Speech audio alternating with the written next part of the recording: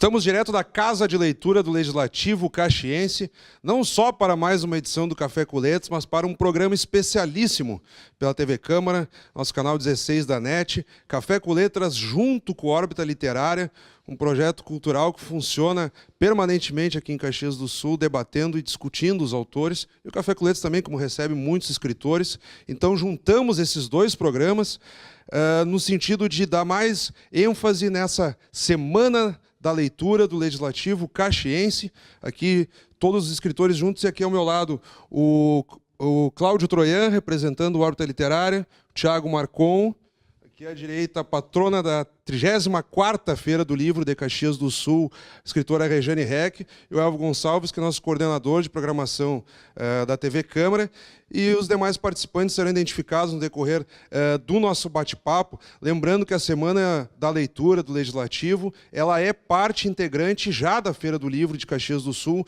digamos assim, com uma etapa pré-feira. E agora, de imediato, já passo a palavra para o Cláudio Troian, que vai, digamos assim, dividir a mediação do nosso bate-papo. Cláudio Troian, que é o coordenador máximo do Órbita Literária, figura queridíssima, produtor cultural aqui em Caxias do Sul. Cláudio Troian.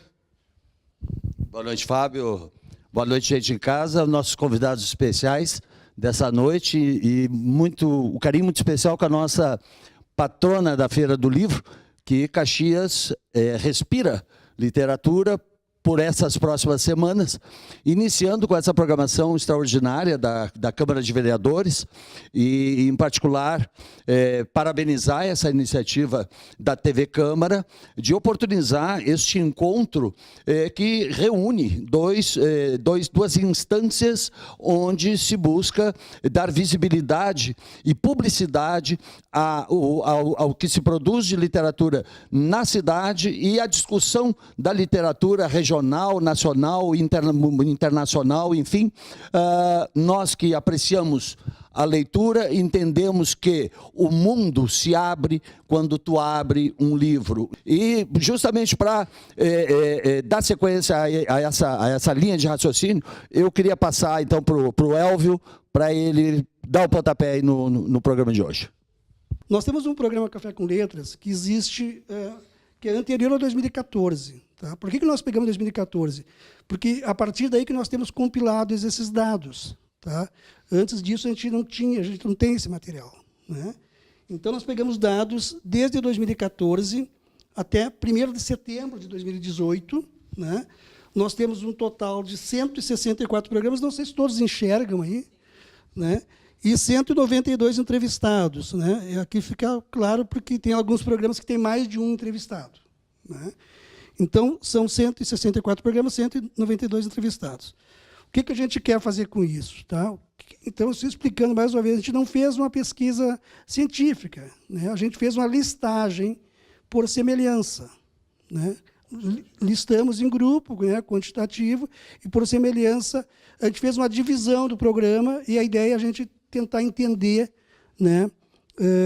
A gente sempre teve essa curiosidade, a gente conversava com o Fábio, por que é assim, né? Por que as coisas são assim, né?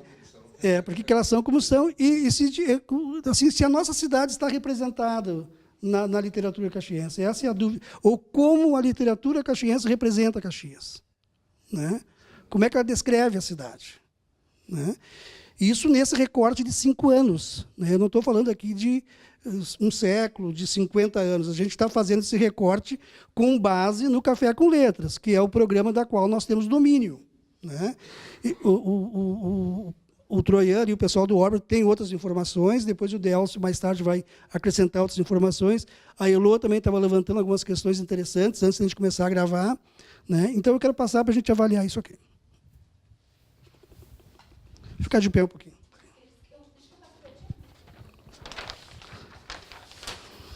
A primeira aqui é por gênero, tá, gente? Nós temos 102 homens, 53,1%, e 46,9% de mulheres, totalizando 90 mulheres. Né? Que passaram pelo...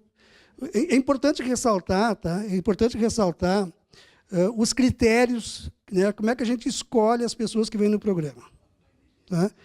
O critério é que a pessoa está lançando um livro. É isso, o lançamento de livro que está ocorrendo na cidade, a gente chama essa pessoa para vir no programa e falar sobre o seu livro. Sempre, importante ressaltar, o nosso apresentador, Fábio Rauch, lê o livro, lê a obra e conversa com o autor sobre a obra, né, com o objetivo de a gente apresentar isso ao telespectador. Eu quero acrescentar um dado aqui, eu acho que não sei se vocês sabem, nós tínhamos um programa aqui que chamava Vitrine Cultural. Tá? O ano passado, no março do ano passado, nós queríamos fazer um programa com mulheres que atuavam na área cultural de Caxias do Sul. Nós tivemos dificuldade, gente, para encontrar mulheres cineastas em Caxias do Sul. São quase todos homens que fazem a direção. Na área de música, são quase todos homens os líderes de banda. Tem 2, 3 exceções. Nós temos aqui a Tatiele Bueno, a Carol, né, a Bibi Blue. Né? O restante é masculino. Né? É masculino. Então, chama a atenção esse equilíbrio, né, na literatura. Né? Porque a gente chegou a conversar o ano passado sobre isso, como no meio cultural, né, um meio que teoricamente é mais avançado, né, mais liberal, enfim, a gente não encontrava mulheres no comando, né, e com exceção da literatura, e tem uma outra exceção interessante, que é artes plásticas, né, onde a gente tem muitas mulheres. Né? Coincidentemente, são duas coisas, são 2 atos solitários. Né? Então, a reflexão que eu quero, convido vocês para fazer, é fácil. Né? Por que isso acontece? Né? Por que isso é assim? Né? Então, eu gostaria de dividir com vocês essa busca, enfim, da gente procurar entender, né, por que a literatura tem um comportamento diferente de outras áreas da cultura aqui na nossa cidade de Caxias do Sul.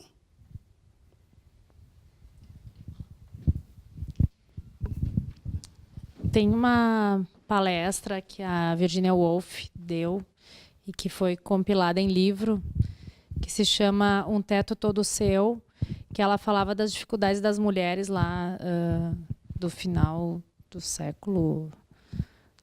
início do século XX, né?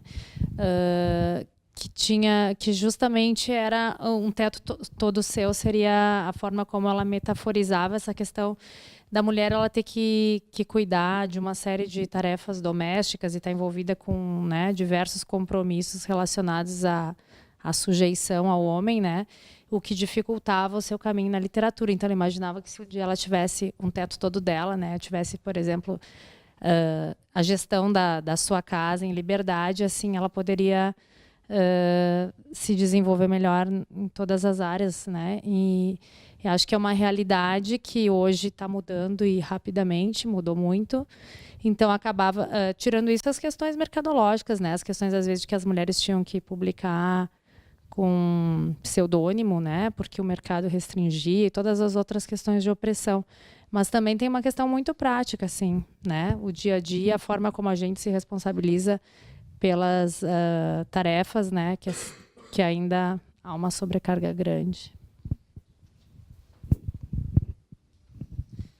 Mas é interessante observar, principalmente vou colocar o meu exemplo, eu sou a 3ª mulher consecutiva como patrona da Feira do Livro, e nós estamos vendo, graças a Deus, essa mudança em Caxias, essa valorização das mulheres escritoras. Ao longo da feira, dos 34 anos da feira, tivemos 8 patronas, né, 8 mulheres. E nos últimos tempos, então, nos últimos 3 anos, mulheres novamente.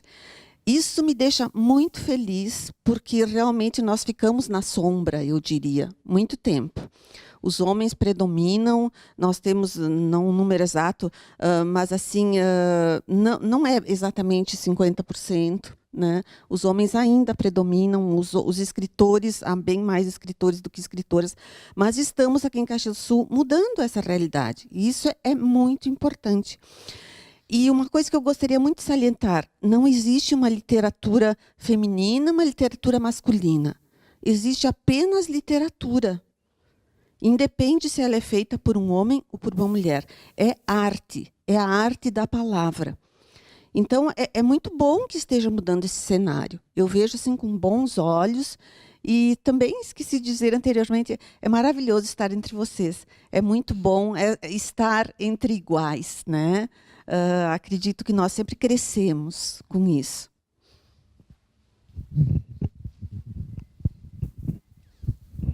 Pois é, Rejane, eu acho assim que essa tua última frase é simbólica. Somos todos iguais. Diria que todo esse fator histórico, isso sempre influenciou, implicou, vamos dizer, na dificuldade da produção literária e artística, de uma forma geral, das mulheres. No entanto, eu percebo, já a partir da minha geração, uma mudança de valores aí, onde, de fato, as mulheres já ganham espaço, na medida, evidentemente, do esclarecimento do seu parceiro masculino, né?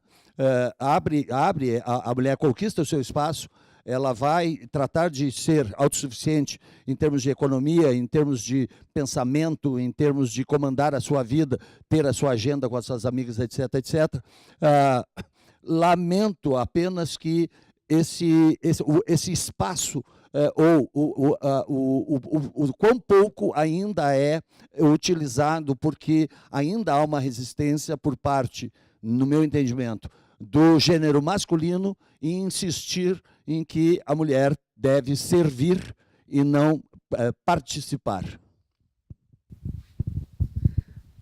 Eu vou falar um pouquinho da minha experiência enquanto ilustradora, né? Eu comecei a ilustrar com 17 anos. Inicialmente, os primeiros livros, 3 talvez, foram para homens.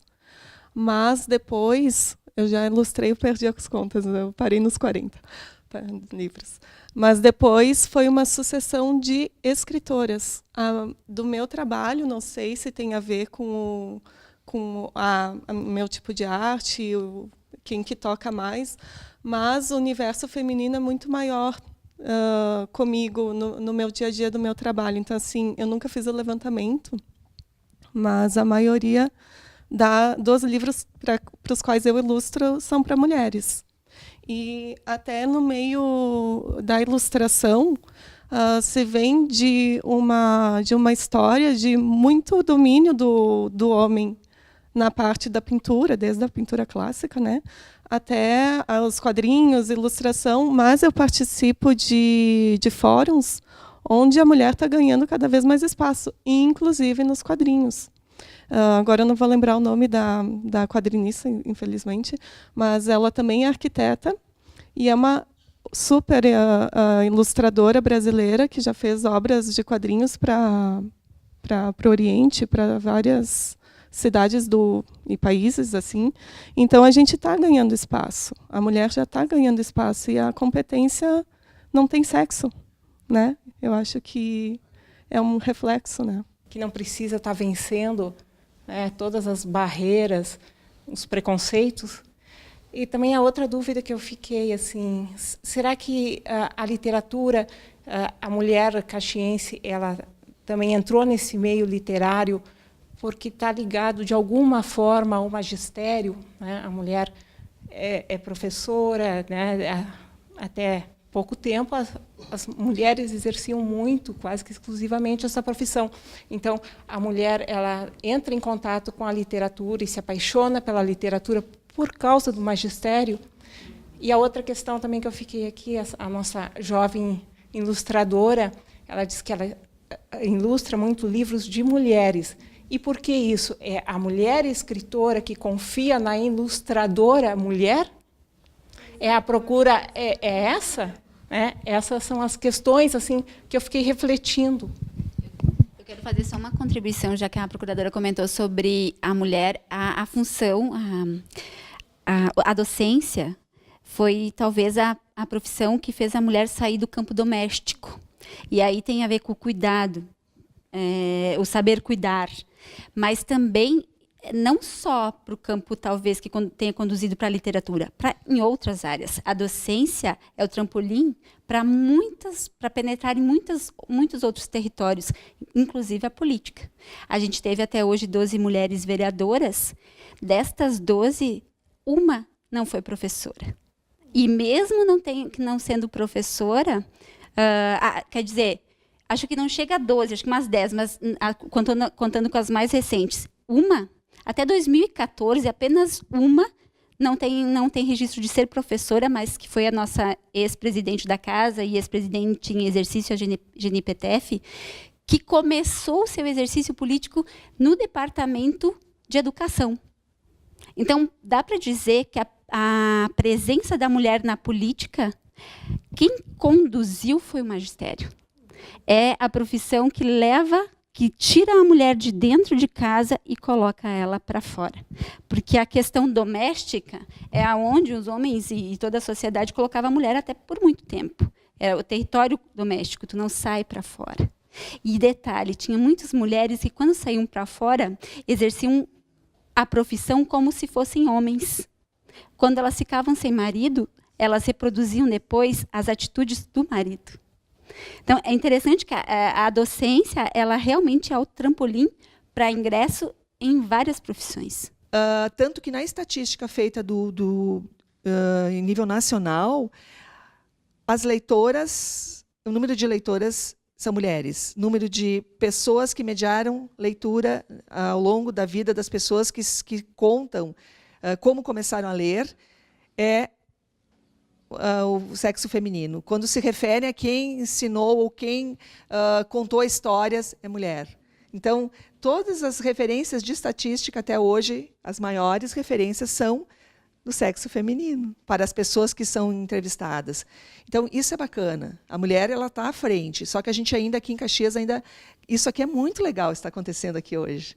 E talvez seja o primeiro lance de a gente unir todas as forças de programas, de projetos como Órbita. Tem em Porto Alegre a Confraria Reinações, que está com um número, né, também parecido com o Órbita. Isso é muito legal. Como que tem sido a receptividade do livro? Claro, às vezes, se o livro foi lançado muito recentemente, é óbvio que o escritor não vai ter maiores retornos, mas às vezes acontece, o sujeito lançou já faz uns 2, 3 meses e tal, porque vai ao encontro do que o nosso colega ali questionava. Pô, eu não sabia que existiam tantos escritores em Caxias do Sul, mas vocês estão colocando aqui todo um esforço, tanto do ponto de vista dos programas de incentivo à leitura, quanto das editoras, no sentido de produção e de facilitar a elaboração e o trabalho dos autores.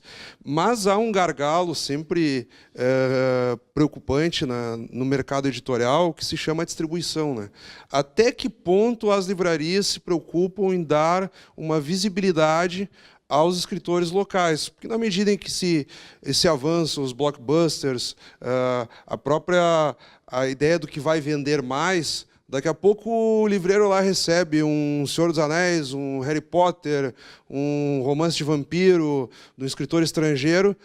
Ele vai colocar esse livro lá na estante, na ponta, ou ele vai colocar um escritor de poesia, um escritor infanto-juvenil de Caxias do Sul? Então, muitas vezes também há todo um trabalho de formação e de produção que a gente vê que dá resultado em Caxias do Sul por esses movimentos focados, mas só que lá na ponta, na hora de vender esse livro, ou não só pela questão financeira de vender o livro, mas de tornar ele conhecido, talvez a distribuição não funcione tão bem. E aí eu gostaria de ouvir muito o Troian, que acho que entre nós aqui consegue trabalhar muito essa ponte entre o autor e a distribuição livreira. De fato, eu tive a oportunidade já de trabalhar diretamente com produção de 50, um número aproximado de 50 títulos. No meu caso específico, e seguindo uma linha muito estreita, nós temos as produções que são subsidiadas por programas de leis de incentivo. Por que eu estou falando isso? Porque há duas formas de se produzir isso, e ambas têm custo. O livro é caro, é dólar, é papel, é tinta, é caro. O autor sabe disso. Se ele não é um autor de sucesso, ele tem que fazer o investimento pessoal dele. Então, esse investimento pessoal passaria não só pelo custeio da produção física do livro, mas também de toda uma série de ações de marketing, publicitárias, etc., para que ele ganhasse visibilidade. E, a partir dessa visibilidade, junto ao público consumidor, então, este público fosse buscar. Porque esse é o raciocínio que me parece do leitor. Se há certa visibilidade, ele vai para a prateleira. Se não há demanda, procura, a gente poderia pegar alguns cases aqui em Caxias. Nós temos jovens escritores que estão com uma carreira em boa ascendência, e aí a gente se debruça sobre o trabalho que eles fazem, a gente vê que eles não apenas escrevem, eles trabalham o marketing do material, eles se trabalham as questões de imagem pessoal, etc., para sensibilizar o livreiro nesse sentido. Mas eu aprofundaria um pouco isso rapidamente no seguinte sentido. A distribuição é uma coisa e ponto de venda é outra. A distribuição é feita por um outro agente que fica intermediário entre a editora, que cuida do escritor, da obra, da produção física do livro, passa para o distribuidor e este vai levar para os pontos de venda. A gente, quando fala em livro, a gente conecta direto o livro à livraria que a gente conhece. Mas esse país é imenso, né? Nós temos N livrarias e temos escritores fabulosos, maravilhosos. O problema é esse, é a visibilidade, né? Eu só queria retomar aqui, tem ainda em cima desses programas que nós realizamos, né? Eu sempre tive muita curiosidade para saber quais são os gêneros literários, né, que predominam aqui em Caxias, né? Aí, conversando com a Vânia me disse, olha, eu acho que é infantil, né? Eu tinha a impressão, veja bem, eu tinha quase certeza que era crônica, né? E aí a gente descobriu que não é nem infantil e nem crônica, né? Então, assim, eu vou apresentar os dados. Veja bem, isso aqui é um retrato de 5 anos dos livros que foram lançados aqui no Café. Tá? Dos livros que foram lançados aqui no Café, indicam para mim, uma surpresa para mim. Tá? Quase uma contradição aparente. Caxias é a cidade da poesia. Me ajuda aqui. Aqui. Nós colocamos aqui, gente, só os gêneros que têm acima de 6%. Nós temos outro com 2%, 3%, 1%, que a gente não considerou. Tá? Então, a gente tem infantil com 6% e crônica. Poesia é o dobro das demais.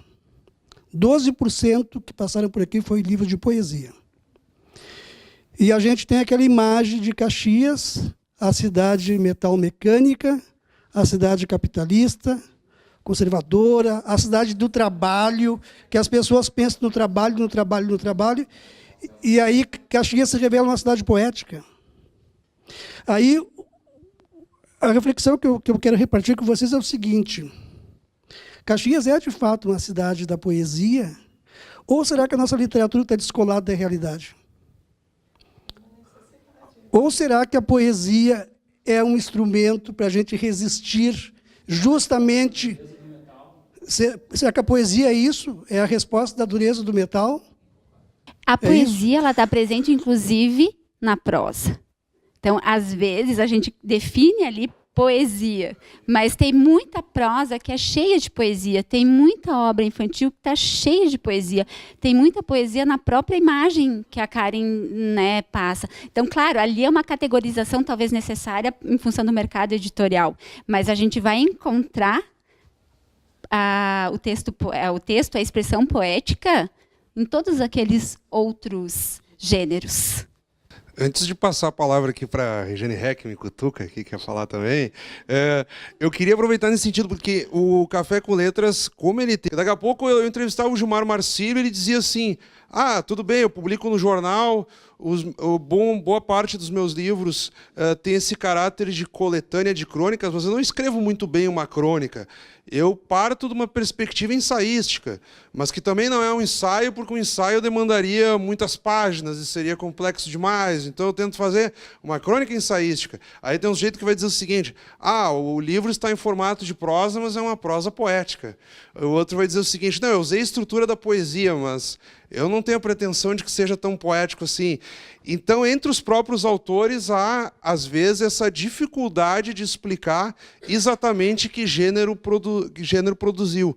E aí eu gostaria de ouvir aqui, iniciando com a Regiane Reck, como é que tem sido para vocês também classificar a própria obra? Eu acredito que tudo isso é bastante pessoal, né? Eu, por exemplo, me considero mais contista. Tenho 2 livros de contos, mas também tenho romance, também tenho uma autobiografia, crônicas. Eu escrevo prosa, não sou poeta, né? Então, me parece assim que a divisão primeira é prosa e poesia, né? Embora, evidentemente, nós tenhamos poesia também na prosa.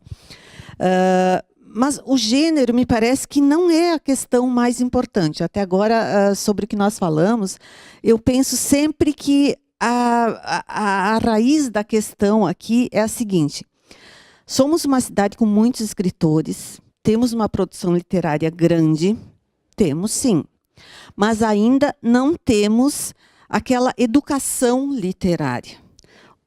Nós ainda não temos número de leitores, digamos, que seria o ideal. Fazemos um lançamento de uma obra literária, por alto, acredito que a média é mais ou menos como ocorre comigo, enviamos 500 convites. E se nós tivermos uma sessão de autógrafos, umas 50, 60 pessoas, nós consideramos essa sessão de autógrafos um sucesso. Gente, Caxias do Sul saiu recentemente, né, uma pesquisa, quantos habitantes nós temos, né? 500 mil de habitantes. E para reunirmos 50, 60 pessoas numa sessão de autógrafos, nós já nos sentimos felizes. Então, onde é que está realmente o cerne da nossa questão? Precisamos formar leitores, né? E a família, né? Imagina. Então, nós contamos. A família é imprescindível, né? Fora, assim, marido, filhos e genro e nora e tal. A gente brinca, mas é uma questão muito séria, né? E que, às vezes, até desanima o escritor, né? Faz com que ele não se anime a dar continuidade. Então, voltando à nossa Feira do Livro, algo admirável que nós estamos realmente propondo, e não só esta feira, por eu ser a patrona e várias feiras, nós estamos realmente tentando formar leitores. Me parece que, antes de mais nada, nós precisamos pensar nesse aspecto. Atualmente eu me sinto assim, as pessoas me perguntam: e aí, Regiane, tem mais alguma coisa para ser produzido, lançado? Digo, não, eu sinto que agora, parece até que eu já contribuí com o suficiente, né, em termos de obras literárias, e eu quero trabalhar essa questão bem primária e fundamental. Só queria esclarecer que a denominação foi dada pelo autor, tá? Quando o autor se define, quando coloca no livro poesia ou poema, então não fomos nós que definimos. Quando vem aventura. Repetindo, o que é aventura, né? Porque aventura, na verdade, é um gênero que pode ser de romance, ou de conto, ou de várias outras coisas. Se aí aventura cai no romance, que eu não faço nem ideia do qual foi o critério. Um romance policial, por exemplo. Sim, pode ser também. Mas a gente não veio para nós, não, entendeu? Então, assim, são quase 200, né, títulos, né? Então, assim, eu acho que não há, a gente tem que repensar isso, os autores têm que repensar isso, né? Parece que não há essa preocupação da inclusão, né, do audiolivro, do braille, enfim. Acho que fica aqui esse convite, essa reflexão, para que nas próximas edições a gente pense. Pegando esse gancho, tu vais falar? Eu queria responder a respeito da inclusão. O Insônia dos Sabiás, que é o meu mais recente infanto, ele tem a versão em audiolivro, que foi uma das proposições também já no projeto que passou no Financiarte. Então eu me preocupei. Te interrompendo aqui, tu me entregaste o livro, será pauta do Café com Letras. Exato, vamos daqui a agendar. algumas semanas, então tu já trazes aí essa versão para a gente poder problematizar no programa. A versão em audiolivro, então, eu fui sensibilizada com uma visita que eu fiz à escola Ellen Keller. Queria também comentar a respeito desses números da poesia, e acho que que vocês podem me ajudar com isso. O que eu imagino é que existe que o primeiro gênero que a pessoa se arrisca geralmente é a poesia. Os concursos recebem muito mais volume de poesia, não é, do que de textos maiores, talvez por ser mais curtinho, embora seja tão sofisticada a questão da imagem poética e tudo, mas é um gênero em que as pessoas se arriscam mais.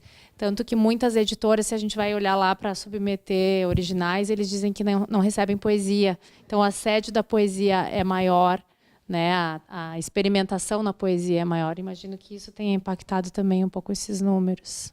O Órbita Literária também fez algo com o gênero, no sentido da participação dos escritores que foram lá palestrar e, de algum motivo, participar e provocar os debates que acontecem regularmente na livraria do Arco da Velha. Então, Troia, de imediato passo a palavra para ti. Beleza.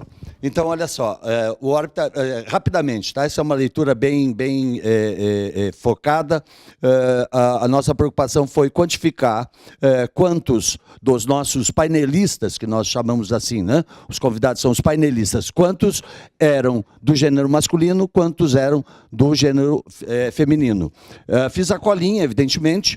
Nós, então, produzimos, nós já estamos hoje na Órbita Literária 259, então são quase 260 noites, né? E nós já recebemos no total de 315 painelistas, tá? Seriam 315 escritores. O número não procede porque muitos retornam mais de uma vez ao longo destes 7 anos. Mas, para a gente ter uma ideia mais focada e específica, nós tivemos, nesses 7 anos, 128 participações femininas e 187 participações masculinas. Né? Então é um número 128 feminino, 187 masculino. Né? Então, e um outro detalhe que chamou a atenção, que havia algumas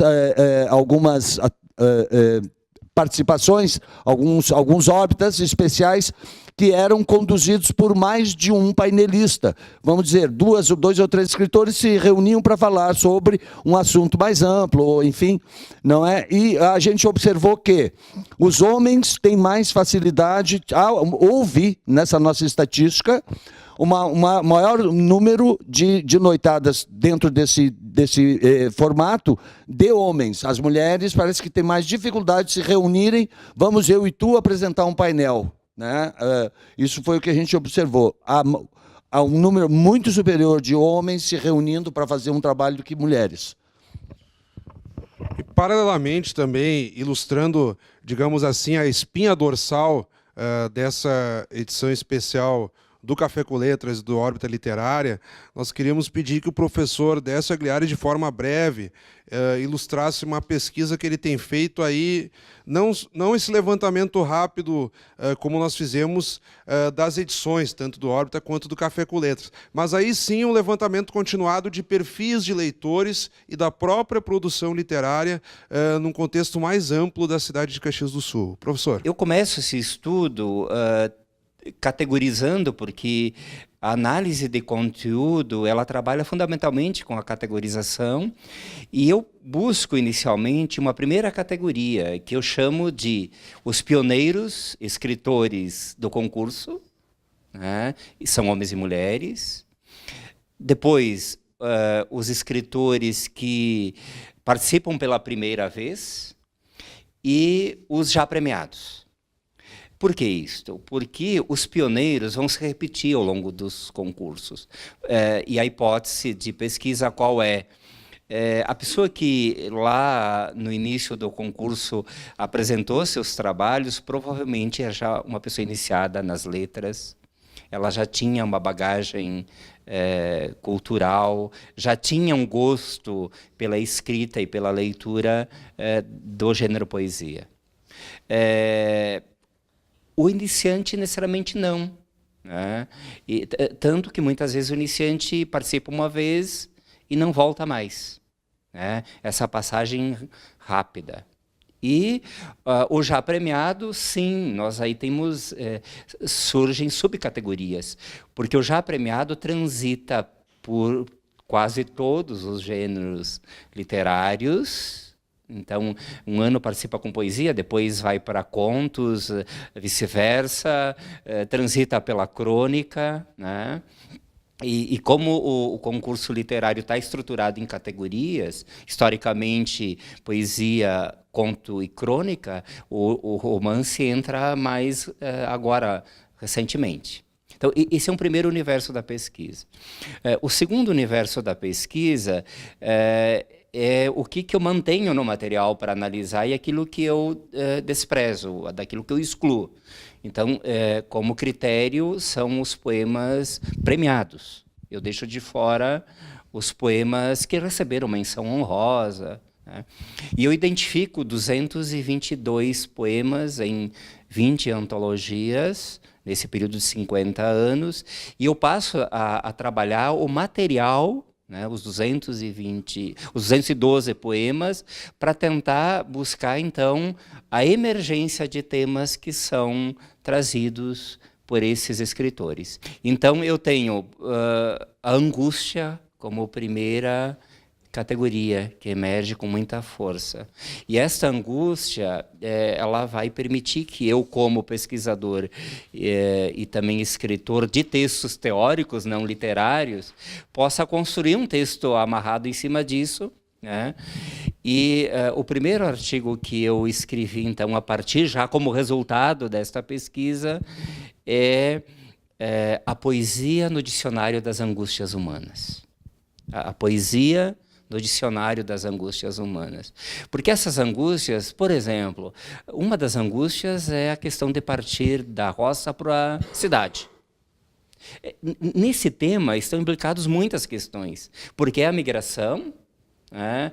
É o abandonar, às vezes isolar a família em busca de uma melhor condição de vida na grande cidade, é a colocação desta pessoa do campo no contexto de uma cidade que se urbaniza, que se industrializa, né? Surge muito a questão que está ligada a esse desenraizamento da pessoa, e aí eu trato do tema da migração ou da imigração também como um tema que emerge desses dados construídos. E, por incrível que pareça, muito pouco desse sentimento romântico que a poesia poderia ensejar. Ou seja, nós temos aqui um gênero textual que questiona profundamente as estruturas do humano. Professor, então nós estamos caminhando para a reta final e evidentemente que nem todos poderão fazer essas considerações, digamos assim. Então eu vou pedir que, de forma simbólica, a patrona da Feira do Livro, a Regiane Heck, na reta final, faça o convite oficial, então, já que nós estamos no pré-feira, para a Feira do Livro propriamente dita. Pelo Café com Letras, eu e o Elva abrimos mão das nossas considerações, e aí falam, então, o Ponzi e a professora Marília Froze Galvão, e pelo Órbita Literária, o Tiago Marcon, que também não se manifestou até agora. Então, fala então a Marília e o Ponzi, o Tiago, e aí, por fim, então, nós encerraremos com a patrona da feira fazendo o convite efetivo. De todos os assuntos que foram tratados aqui, muito interessantes, essa reunião de escritores, artistas de outras áreas e tal, eu só queria reforçar o que eu acho assim mais importante de tudo, é a educação.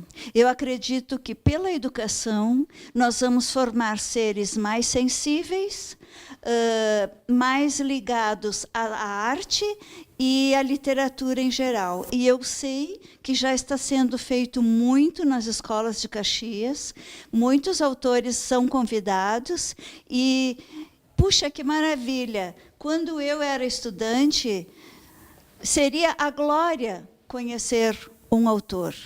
E hoje, nossas crianças, nossos adolescentes têm isso. E é um grande passo dado para a formação de futuros leitores, como a nossa patrona bem disse. Obrigada. O professor falava sobre poesia e eu estava me lembrando. Os primeiros poetas que eu conheci em Caxias não eram caxienses, eram de fora. Um chamava-se Eumiro de Azevedo, grande poeta. Ele teve 2 livros publicados, Vinho Velho e Vinho Novo, me parece. E o outro era um jornalista, bancário, jornalista, cronista social, Cristiano Carpes Antunes, meu amigo, já falecidos os 2 poetas. E sobre o poeta Eumiro de Azevedo, no meu livro Isabela Encontros, eu uso um poema dele chamado Terra Amante para iniciar o meu livro. Terra Amante é a divagação de um imigrante. Tá? Ele está vendo a cidade sendo construída, tá? E ele tem saudade da terra-mãe, tá? Tem muita saudade, mas ele prefere a terra-amante, que é de Caxias. É um poema muito bonito, muito lindo. Então, essa é a minha contribuição que eu queria dar. É muito interessante fazer parte do Órbita e ter contato com vários escritores, né, de várias gerações e durante todo esse tempo. E sempre obviamente pela minha formação, o que me atraiu é esse recorte espacial, né?